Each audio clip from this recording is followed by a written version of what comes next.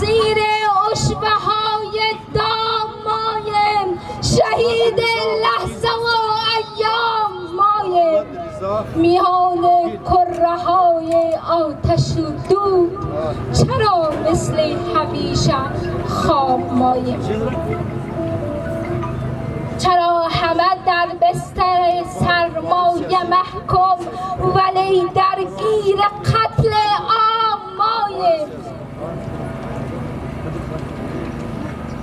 چرا در این جهان و این همه خلق، چرا در این جهان و این همه خلق به جنگ دیو خود آشام مایم؟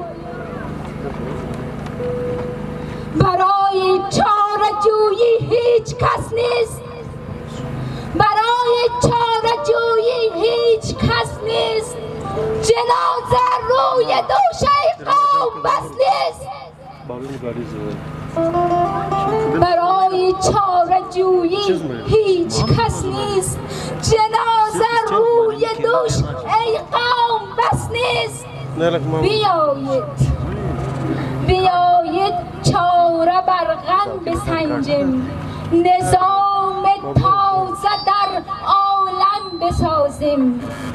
نجات از این نظام نابرابر فقط در انقلاب است ای برادر، فقط در انقلاب است ای برادر. تشکر.